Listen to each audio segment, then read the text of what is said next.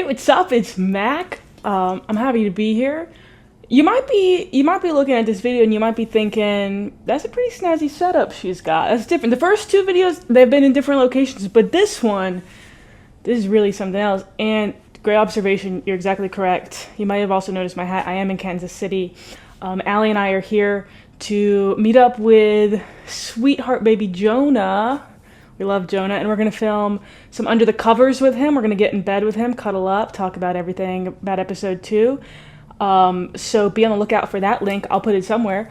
Go watch that. Allie's also going to be filming some other things with him, so be on the lookout for that. Going to be a lot of cool, fun things. But yeah, for now I'm in Kansas City, but we don't care about that for now. Let's get right into it. Okay, there's one big thing from this episode concerning me that I want to talk about, the elephant in the room. Why did I put Bern? It doesn't make any sense. I was talking about France a little bit. At first I was talking about Germany, then I moved on to the French Alps. Then I was Lake Geneva, mentioned Lake Geneva multiple times. Then last second, put Bern in the map room. Why did I do that? I'll tell you why I did that. I'll tell you why I put Bern in the map room, because Allie told me to put Bern in the map room. That's why I put Bern in the map room, simple as that. It was the night before the map room, okay? All the girls, and by all the girls I mean me, Rachel, Ty, Allie. I don't know where Kim was, but I'm sure she would have been included had she been up in the bunks. We were all up in the bunks. Allie calls a little meeting between the girls. I'm thinking, we've got a girls game. We're gonna play all the girls. We don't want a boy to win. We already got one boy out, episode 1. We're killing it, okay? This is gonna be a girls game. So we have a meeting of the girls. And Allie's saying, hey guys, I think it's Bern. And here's why I think it's Bern. Number 1, St. Bernard dog. I don't know any dogs. Maybe there was a St. Bernard dog. Come to find out, there was a St. Bernard dog. In that moment, I'm like, I've never heard of that dog. St. Bernard dog. Number 2, we're burning a fire. Okay, play on Rome's. We had that bullshit Romeo and Juliet clue from episode 1, which at this point, I still was like, there's no way that was a real clue. But now they're doubling down, Bernard dog. And then there was a third thing she said, the capital. She said, oh, Rome was a capital, so they're probably doing all capitals. Bern's the capital of Switzerland, so it's gotta be Bern. And I'm sitting there thinking, I'm talking to Rachel, it's me and Rachel sitting across from Allie and Ty, and I'm sitting talking to Rachel, I'm like, that doesn't make any sense. That doesn't make any sense. St. Bernard? Just as stupid as Romeo and Juliet, there's no way. There's no way it's Bern. That's the stupidest thing I've ever heard. Also, burning a fire, that is such a like, if that's what we're supposed to be taking away from these challenges, is play on words that we just kind of came up with, this is the stupidest game ever. I was like, there's no chance, that doesn't make any sense. I was so stuck on that. The fountain that was in Lake Geneva, because I had that on a flashcard, and that was like really the main thing I recognized. Oh, Allie also said that the Swiss Capital Bank is in Bern. I don't know if that's true. I don't know where the Swiss Capital Bank is. I know Switzerland, famous for their banking laws. If you're gonna launder money, you go through Switzerland. That's what I know about Switzerland. But I don't know where the big bank is. I assume there's probably more than one. But it being in the capital, it does kind of make sense. So maybe it is there. I don't know. But there was, on one of the bells, had like a money sign. Oh no, it had a piggy bank on it. But I was still thinking, I was like, that none of this can't, it can't be Bern. Like, that doesn't make any sense. I'm talking to Rachel, I keep saying, it's gotta be Geneva. It's gotta be Geneva, the fountain. It's gotta be Geneva. But that was the only thing I was going off of, was that one bell having a fountain. That's the only thing that I was like really locked in on, was that one fountain being Geneva. And here comes Allie with all of this other evidence for Bern that doesn't really make any sense to me. But she and Ty are both like, it's Bern. Like, we're both going Bern. And they're like, we as girls, like, we gotta stick together. There's 4 girls and 1 guy in the map room. So like, if we all stick together, we're gonna be good. Then we go to sleep, okay? All night I'm tossing and turning. I don't get any sleep. Truthfully, the whole time I'm on this show, I don't get any sleep at all. Those beds were so comfortable. Temperature was great. Everything was fantastic about the beds. The sleeping arrangements, amazing. I could not fall asleep to save my life. I was so anxious every single night. Lights would go off. I would sit in bed for probably 3 hours every night and just try to go through every single piece of information. I would try to redraw the whole map in my mind. Like, okay, we went north for 2 hours and we went west for an hour and a half, and I was trying to paint that whole map, and I couldn't go to sleep. This night, I was going through all of the clues and nothing was pointing to Bern. And so I woke up really no idea what I was gonna do. Because also part of me, also part of me was still somewhat kind of thinking maybe France, maybe Germany, but also definitely Geneva. And the issue is those three things are not very close to each other. But I woke up, slide my little curtain. First thing Ty says to me, no, good morning, Mac. No, hey, Mac, I hope you slept great last night. Hey, sweet little Mac, I'm so glad you're here. None of that. She looked at me and she said, you don't want to be like Josh. Stick with the girls. We're all putting our ex in Bern. And that sealed it for me, honestly, because there was so much hoopla about Josh not trusting his team, right? Not going with Rome. And that's why he went home, because at the last second, he got in his head, he didn't go with his team, and he went home. And I was like, geez, I really, really, really don't think that it's Bern, but like, the girls are going Bern, so I've got to go Bern. So that's what I did. Even in the map room, I still wasn't sure. I took the better part of those 2 minutes, just kind of like trying to think, trying to figure it out. I was talking in the map room, wasn't included. I was talking in the map room. I was like, I'm pretty sure it's Geneva, that fountain. Like, I know that fountain is Geneva, but the girls are saying Bern, and I got to stick with the girls. Like, the girls have my back. I didn't realize this wasn't talked about much on either episode, but at this point, apparently, I had no idea. Everybody wanted me off the show. Nobody was rooting for Mac. Nobody was Team Mac. Nobody was trying to help Mac out. I had no idea. I thought everybody loved me. So that's on me if we're not picking up social cues. But last second, I stuck with it. I went with Bern. I actually thought I went quite a bit more south. I thought I hedged it a little bit. Apparently I didn't. That's okay. But at the second I locked it in, so the way the map works is it's kind of like a Google Maps kind of thing. Like, you can zoom in all the way and you can see landmarks, you can see street names, things like that. You only have 2 minutes, so you don't have the time to like really get to it. But you can also kind of see terrain and stuff, right? So I press Bern, or somewhere near Bern, press submit, then the map starts zooming out, and at that second is when it hits me. Bern's not in the mountains. We were in the Swiss Alps. I knew we were in the Swiss Alps. Well, I knew we were in some sort of Alps. Zooms out, nowhere near the mountains. And that's when you see me saying, oh, I think I just made a mistake. I think I made a bad call. Because it was in that exact moment that I was like, they got it wrong. Interestingly, still didn't realize that they were lying to me. I thought they all just were dumb and thought Bern. I thought the same thing about Rome. I didn't know we were in Rome until I got off the show, not for sure at least, because Rome, Io, and Juliet, St. Bernard, I thought that was the stupidest thing ever. Had no idea anybody was lying to me. I just thought we were all going down together, because also we don't see where everybody puts their X's on the map, right? Jeffrey told us Jonah was the furthest away, and it's not like Jonah then says, this is where I put the X. So you have no idea where anybody put the X. You just have to trust people. And I was told everybody put their X in Bern. I had no idea. And so I was like, oh, we must just all be around Bern. But then Jeffrey also told us that I was 3 miles away. And so I was just like really confused. At that point, I was like, okay, we were in Geneva. But it never fully clicked in that moment that I was intentionally lied to. So that's tough. But yeah, really kind of made it through by the hair of my chinny chin chin. So that was tough. I also want to talk about why I thought it was France and Germany, because like I think most people, you see those Alps, you see those mountains, and you're like, Swiss Alps. And first thing I want to say is France and Germany also have Alps. Most importantly, I was so dead set. The first challenge, episode 1 on the tarmac, there's 8 boxes that we're throwing suitcases into, right? The second I saw those 8 countries on the tarmac, I was like memorizing all 8, because I was like, these are the 8 countries we're going to go to. We're either going to repeat a place twice, or like go to 2 cities, you know, like a Rome and Venice, or like a Paris and Lyon or something like that. But these are the 8 countries we're going to. And those 8 countries were Croatia, Sweden, Netherlands, France, Italy, Greece, Germany. There was one more. It doesn't matter. Switzerland was not one of those countries, but France and Germany were. And so I was like, okay, we are in the Alps, we are in the mountains, but Switzerland can't be an option. I was thinking maybe we were at Chamonix, kind of near the border, but no part of me like would let myself believe Switzerland because it wasn't one of those 8 suitcases. So I had a really hard time with that.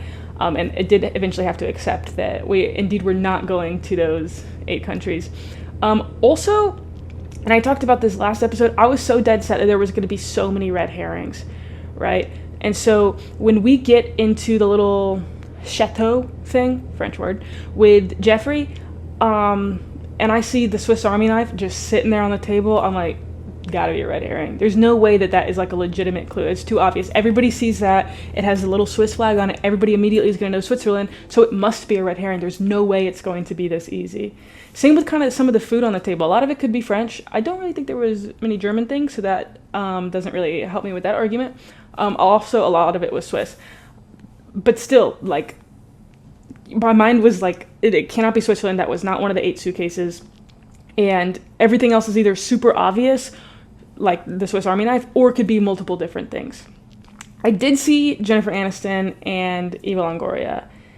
And also the Lakers jersey. I saw the Lakers jersey, or the jersey that was in Lakers colors. And I was like, it's probably a lake reference, but here's the problem with lakes, ton of them. Similar to the Roman Empire, ton of lakes, ton of Roman Empire. Geneva didn't even cross my mind to put their names together. I was thinking Jennifer Aniston, Eva Longoria, and I was trying to think of maybe any movies that they had been in together and like where had that been shot or something like that. But like so quickly I was like, I don't know any movies, so I'm just not even gonna think about that. So I immediately dismissed that as a clue because I didn't know what to do with it. Also, you're telling me, so I know Rolex is from Geneva, okay? That was also on my flashcards. You're telling me we were supposed to look that closely at Jeffrey? I would have had to have been so close to that man's body for me to be looking at his wrist to see that little crown that says Rolex on his... That would be creepy of me. If I were to, oh, hey, Jeffrey, I know you're talking, I know we're filming, I know everybody has an agenda here, but if you wouldn't mind if I just... Okay, yeah. And also, that man probably wears a Rolex. That's not a clue. Also, there's no... Whatever. It's okay. This one, I do think they had good clues for. I think the Geneva thing was a really, really good clue. I also think there were more things on the bells that I don't think anybody really put together. Like the fountain, I did put that one together. The bank, I do actually think that is in Geneva. The atom, what was the atom? I can't remember what the atom was. But there were a number of different clues that I do think pointed to Geneva, and that is on me for not getting them. Even though I guess technically I did get one, but then I did not go with my gut and I listened to the girls. That was a big thing for me that I took away from this episode was I felt sick after I locked in my ex in that map room, and I told myself never again will I listen to another person on this show. I will talk to people. I loved everybody on the bus. I will talk to people, but never again will I rely on somebody else's information. If I think it's something, I'm going with what I think. And that's what I did for the remainder of the show. Did it pay off? We'll see. Was that to my detriment? We'll see. But that was a big takeaway for me, episode 2, was when I get in that map room, I've got to listen to myself. I cannot rely on anybody else because either they don't know or they're lying to me. I don't know, but I've got to only listen to myself. Because if I go home because I listened to somebody else, that's just going to piss me off. But if I go home because I did my best and I just got it wrong, I can accept that. But I can't accept being bamboozled. So that was a big lesson learned from that episode. Okay, the mountain challenge, the first challenge. I don't think it was portrayed enough how difficult that challenge was. Here's what I think happened, and I could be completely wrong about this. I think production showed up maybe the day before, but maybe many hours before we got there, and dug some little holes, buried all those chests, slapped some snow on top of it, and then in the window of time before we showed up, I think the temperature must have risen pretty substantially such that it all melted into water and then once again dropped because then it all froze. So when we were there, and there were some clips of this, but I was on a team with Shane and Jonah. Shane would back up and get a running start and throw his entire body at these mounds and it wouldn't budge. We were taking turns with the gloves on, just punching like I I'm actually kind of glad they didn't include some of these shots because we must have looked insane. Like punching with all of our might at this snow and it would not budge at all. It was so difficult and the altitude was so high. Like we could not breathe. All of us, I think, when the game was initially explained to us, thought that we were going to be traveling a much further distance on the sleds. Like when they were telling us about it, here's a little side note. Before we play any game, there's a whole meeting with attorneys and like the game's producers where they explain everything to us. We have to sign little contracts saying, I understand the rules of this game. We're allowed to ask any questions we want. The first time, like, and we hear about that way before we shoot it. So when Jeffrey's telling us the rules, we've already heard about it. So anyway, they're explaining the game to us, and I think most of us were picturing like, oh, we're gonna be like carrying these sleds through the woods, like it's gonna be this kind of almost scavenger hunt type thing, because they told us there was gonna be a map telling us different things, and we get there and it's all really close together, and like me at least, I can't speak for everybody else, but I was kind of like, dang, like this is kind of a letdown, like this is gonna be so easy. Wrong. It was not easy at all. It was very difficult. That was the hardest, I think most of us have probably physically exerted ourselves. People had to be on oxygen afterwards. We had bruised and like bloodied knuckles afterwards. This was, and you can see the distance. We're going like 15 feet in a sled, and we are panting. It was you would go take 2 to 3 punches, and then you'd go switch with a person because you'd only have 2 people out at the same time, and one person had to be on the sled at all times. And so we were constantly. It was a nightmare. It was so difficult. And what pisses me off, and this was not shown to the extent that it should have been, I think, on the show, Shane, Jonah, and I had probably a 3-minute head start on the other teams, and that is due, I would say, 98% to Shane throwing his body at these ice mounds and getting the chest out. There were things that I could not even lift out of. Like there was like ice around it, couldn't even lift it, couldn't even put my whole body into it to get the chest out, and Shane would just get it right out. Well, we had probably a 3 or so minute head start on the other teams once we got to the fire pit. And let me tell you, I go camping all the time. I know how to build a fire. I can build a fire no problem. I can build a fire with a flint. I've started many a fire with a flint. I can absolutely start a fire with a match, lighter, no problem, duh, easy. I know how to set up a fire, I know how to get the kindling, I know how to get the sticks, I know how to get the tinder, I know how to do it all, okay? And I know how to use a flint. That flint, busted, broken, perhaps had no ferrocium on it, perhaps. I'm not here to make those claims, but perhaps it had none of that. Because that thing would not light. We had minutes, and we could barely get a little bitty tiny baby spark to come off of it. We had no chance. We could have had a 45-minute head start, and I don't think we would have ever gotten that fire started with that flint. I think that flint was something that you would find in like an REI checkout. That's like a $1 keychain flint. That's like kind of meant as like a cutesy little gift for your outdoorsy friend. But is not meant to actually be used in a survival situation because there is no way. Like it was genuinely impossible to use, and it makes me so mad. I should have been in that helicopter. Whatever. It's okay. Whatever. I probably still would have been convinced that it was Bern because whatever. We don't need to get into it again. I'm still mad about it. It's been 8 months. Another thing that I want to talk about, and I think this is probably pretty standard for most reality shows, is like you refilm things multiple times. Not in a sense of like redo the games or anything like that, but like redoing reactions and stuff like that just because they have to film it from different angles. So it's genuine every time. They're not saying like, okay, now this time Mac, pretend you're Matt. It's not like that. It's like, hey, do the exact same thing you just did, and we're going to film it this time from a drone instead of from this camera or whatever. But Shane, Jonah, and I obviously lost that challenge, right? And we're not happy about it because we were so pumped because we had, once again, an outrageous head start. So we're pissed. I think I said more curse words in that challenge than I ever have in my entire life. It doesn't matter, whatever.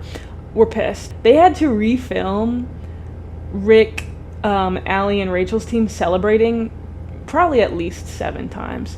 So we're pissed, we're exhausted, we quite literally can't breathe, our knuckles bleeding, and you hear 7 times in a row Rick just cheering, and it was, you're already pissed that you lost, and then they're just grinding salt into the wound. It was,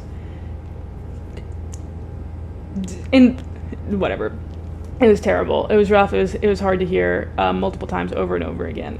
Another thing, and I don't really know where I'm gonna be going with this, but I was so shocked going into this challenge that Shane chose me and Jonah to be on his team. I think at that point, I don't remember how the 3 team leaders were picked, and I also don't know why that wasn't included, or why the fact that the teams were specifically chosen by people. It doesn't matter, whatever. But Shane was our little captain, and he picked me and Jonah. And I think we knew it was a physical challenge. And I can't imagine, Shane, that you're watching this, but I'm so curious, and I remember being like really confused back then. Not that we didn't get along. I liked Shane, liked Jonah, obviously. Like, I think everybody, for the most part, liked each other. Like, I don't think there were any big feuds. I don't think there were any big haters on the bus, except for somewhat Allie and me. But I was really, because I think we knew it was a physical challenge, so it was really surprising to me that he didn't pick Biggie. Actually, now it makes sense. He wanted to be on a different team than Biggie so they could share their clue, and probably same with, well, I think it was just them two together. Mom, you learn something new every day. So maybe that's why he picked me and Jonah. Who knows? The other challenge was the thing at the chalet, whatever it's called. And let me tell you, there was so much food on that table. There were also, because of that, so many bees on that table. It was kind of a nightmare. Luckily, I'm really tough, so they kept moving all the pies down toward me because I was cool with the bees. And the bees were cool with me. But there were so many bugs. It was tough to like film because we were like trying to have serious conversations, and then like a bee would just bzz right in front of you. So we had to. That was tough because people kept screaming Ty. But we were at that table for so long, and it was so hot, and all I wanted to do there, because there was such a big hill of grass right in front of us, all I wanted to do was roll down that hill. We'd been traveling at this point probably for 5 days, I think, maybe plus or minus 1, and I don't think we'd had like a day off yet, and so we've been sitting in that bus, 12-14 hours a day. We'd gotten out on the tarmac and then immediately got onto the bus, and then the other place that we'd gotten out was me and Biggie ran around in that town for about an hour or so. Other than that, we've been in the bus sleeping or living. So this is our first time like outside, and it was so green and it was so beautiful, and you could feel the sun on your skin, and I was so anxious about potentially going into the map room because that meant there was going to be a chance I was going to go home. But all I wanted to do was roll down that hill. Eventually they let us kind of like let the dogs out, so I think me and Kim, maybe a couple of others, slipped our shoes off, and we're just kind of getting those little piggies in the sty, dipping them in the mud, stuff like that. It was incredible. Any time that we got to touch grass and just kind of exist outside, loved it, absolutely savored it. It was so amazing. I loved being on the bus. One thing I'm sad about, and maybe this will change as episodes go along, is we had so much fun on the bus. I've had friends, like, multiple people be like, was it not just, like, miserable being on that bus all that time? Loved it. Absolutely loved it. I loved being on the bus. I loved chatting.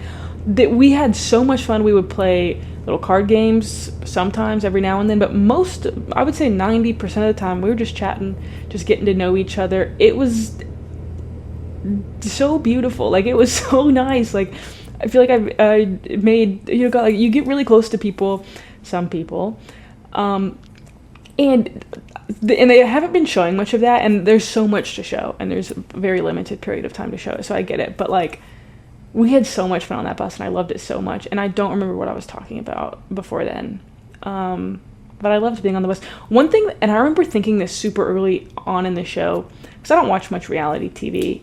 Actually, I think I said this on Under the Covers with Biggie. Go check out Under the Covers with Biggie. Allie and I filmed it. It was fantastic, in my opinion. But I'm going to repeat it here, just in case you don't go click. But I don't watch much TV or reality TV specifically, And I was always kind of under the impression that on these dating shows that they were just making it up. I was like, there's no, like, you've known this person for 3 or 4 days. Like, there is no way you're in love with them. That's crazy. Like, you're lying. You're trying to get on TV and get your bag. But there's no way you, like, actually have feelings for this person. I believe it now. I remember thinking 2 to 3 days into filming, just sitting on the bus with these people, that I was like, oh, I get it. Like, I see how you could fall in love with somebody on the bus. Like, after 3 days of filming, you know, you've spent like 50 hours just in conversation with people. Like, that's a lot of dates if you break it down by time. I get it. I could absolutely see how you could fall in love with somebody. But that's not related to what I was talking about. I was talking about the second challenge. I think actually, oh, oh yeah, earlier I was talking about all the food there. I didn't have a bite of it. I don't think I had one single bite of food that entire time because I was so anxious. And then I was so bummed because afterwards, when I finally found out that I was going to be in the map room, finally, because little Jonah put me in there, I couldn't be mad at him. I actually really thought that he wasn't going to put anybody in there. I thought he was going to, like, almost fall on his own sword or whatever, just because he was the sweetest guy. And I know it absolutely killed him to put somebody in the map room. And then I almost did go home. And I think that would have really, really, really killed him. I think he would have been so upset. He's the sweetest, purest, nicest, most sweetheart person ever. But I was so anxious I was going to go in the map room. I could not enjoy any of that food. But then once it was, like, finally confirmed, I was just kind of like, okay, whatever it is, what it is. At least now I know, because there was a lot of back and forth. And it was time to go, so I couldn't eat anything. So I was really, really big bummer. But I did get to dip my toes in the mud, and that's all that matters. One last thing I wanted to talk about, I think, it might not be the last thing, we'll see what happens. This is going back to the first challenge, is how we were transported up that mountain. Because, as you can probably imagine, the bus cannot drive up there. Also, that would be a multi-mile walk in blindfolds. And it's a little bit fuzzy, I'm going to be honest, but this is what I remember. We were on the bus. If you remember from last episode of this, that we had sticky tech in our ears, headphones on, sleep masks, and then the goggles. Okay, so we had the quad sensory deprivation system on. So we were transferred from the big bus that you see to a Sprinter van. Then the Sprinter van, after that, then we were transferred to like I think it was like a train situation. I never saw any of it, right? So all you can really go off of to figure out the type of transportation is the speed that your body feels like it's going and like how your butt feels in the seat. And so I think we were on like a train thing. Actually, I know we were on some sort of train things because I've seen clips of me singing Hot to Go, Chapel Roan on it. So we were on some sort of train thing, and the views outside are incredible in that video. It's crazy. Like, there was so much beauty around us at all times, and we had no idea. Absolutely no idea. I'm laying on a chair with no idea that I'm in the middle of the Swiss Alps. It's crazy. But anyway, big bus, Sprinter van, train situation. And then I think there were two like ski lift gondola things. And again, I'm basing that, I haven't seen pictures of that, so I don't actually know, but I'm basing that off of like how the chair felt. It felt like we were kind of like all on a bench, and then like you kind of feel that motion. So I think we were on a gondola. At that point, we knew we were going up into some mountains, obviously. But there were so many transportation layers. And then we got up onto the mountain, and then we were with our producer, and we were walking around. And at one point, on one of the layers of transportation, I remember saying to one of the producers, I was like, I'm going to pee my pants. Because that took probably an hour and a half, maybe even 2 hours to get up there. And I was like, I'm gonna pee my pants. We've got to do something about this. And so I don't know if you can imagine this. You have no hearing, no sight, and you're about to pee your pants, and you're with somebody who has another job to get done. Of course, they want to help guide you, but their priority is not getting you to the bathroom, and you need to run to the bathroom. And so I'm trying to run blind and deaf, no idea where I'm going, trying to find a toilet, and they're like, Max, slow down. I can't catch. And it was just an absolute nightmare. And this was a problem for everybody. Allie and Rachel straight dropped chow on the mountain. Peed right there, right before the helicopter. Just in the middle of the mountain. I was not afforded that opportunity. And so instead had to run blind and deaf through the snow to a toilet. We got it done. And And then we had to do that whole same transportation situation all the way back down, but then this time we had to wait for like an hour while the winners got their helicopter ride. So that was a bummer. One thing I'm curious about, one last thing I think, perhaps, is we were outside at that chateau thing for a really long time. I'm kind of skipping all over the place. And there had to have been birds. I don't remember Rick saying anything. I mean, he definitely didn't tell us that he was a birding influencer. I'll tell you that right now. He told us he didn't have social media at all. He has social media. He's killing it with birds. But I wonder if he saw a bird there. Rick, I know you're watching this. Let me know. Did you see any birds there?